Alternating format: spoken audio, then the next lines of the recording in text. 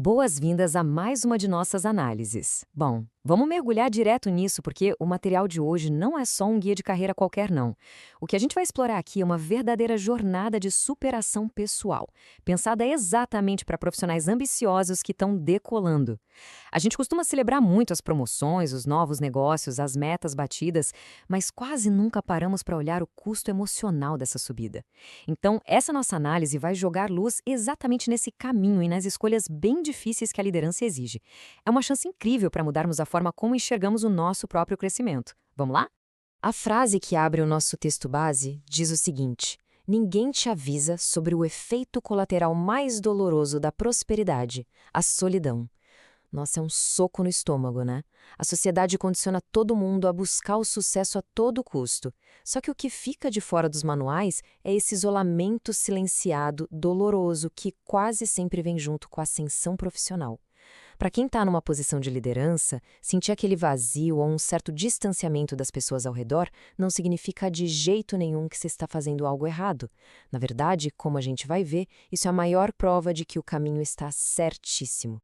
Fase 1. O preço silencioso. A escalada da liderança. Olha só, é super importante a gente estabelecer que o crescimento não acontece no vácuo.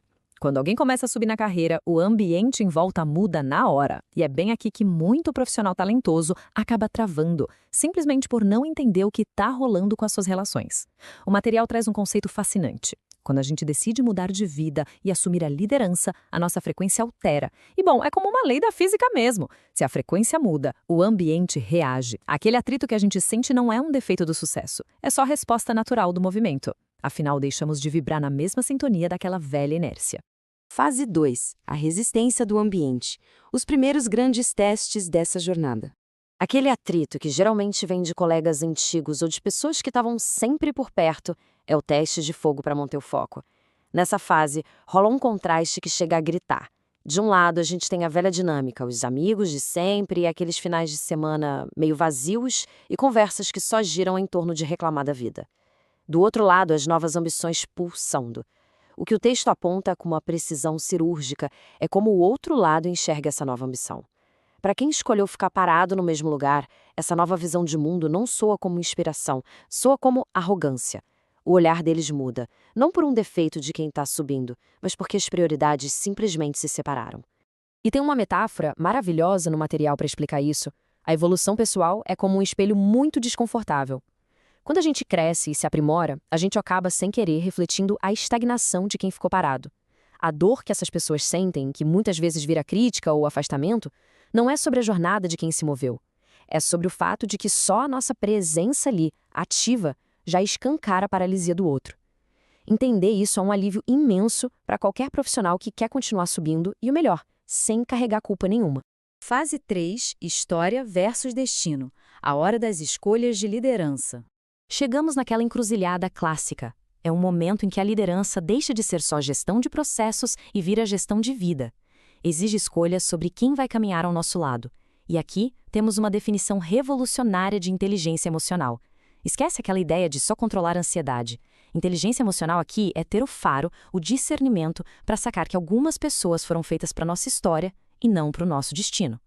Separar quem pertence ao passado de quem tem visão e fôlego para a escalada futura, olha, é com certeza uma das habilidades mais duras, porém mais necessárias para quem lidera. Mas por que essa separação é tão essencial? Porque tentar puxar todo mundo para o topo gera um peso que cedo ou tarde vai afundar o líder. Imagina só, estamos escalando uma montanha bem íngreme. O oxigênio já está rarefeito, a energia gasta é absurda. Amarrar nas costas quem não quer subir, que não tem disposição para a jornada, isso destrói o próprio crescimento. É uma metáfora muito real sobre o perigo do apego excessivo e de não saber colocar limites na carreira. A gente simplesmente não pode carregar o mundo nas costas. Fase 4. Ações para manter o foco. Como sobreviver a essa transição? Bom, até agora a gente entendeu bem o cenário, mas é preciso agir para não se perder nessa transição dolorosa. Então vamos para 4 ações super práticas que vieram direto da nossa fonte. Primeiro, assumir e bancar a sua nova frequência, sem pisar no freio só para agradar o ambiente. Segundo, praticar todo dia aquele reconhecimento de quem é história e quem é destino. Terceiro, ter a coragem de largar o peso extra, ou seja, parar de tentar convencer quem está estagnado. E quarto, selecionar a própria mesa. É essa sequência de atitudes que cria um impulso vital para ninguém dar nenhum passo para trás. Fase 5. Curadoria da diretoria. Desenhando a própria rede. Focando direto nesse quarto passo, os profissionais que voam mais alto não aceitam qualquer companhia de forma passiva. Eles mesmos desenham a rede deles. O caminho para a verdadeira prosperidade exige uma seleção muito rigorosa de quem senta à sua mesa. Pense nessa mesa como um conselho de administração pessoal. É vital fazer a curadoria milimétrica de quem tem acesso a esse espaço de liderança. Fazendo isso, o novo ambiente fica blindado contra reclamações vazias, garantindo que grandes ideias sejam o prato principal servido todo santo dia. Fase 6. O topo solitário. A medalha de honra. Caminhando para o clímax da nossa análise, pensem nisso.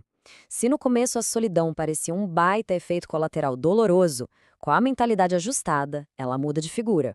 Ela deixa de ser um castigo e vira literalmente uma medalha de honra.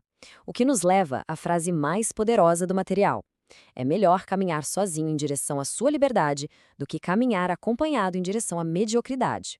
O verdadeiro prêmio dessa jornada de liderança é essa liberdade inegociável.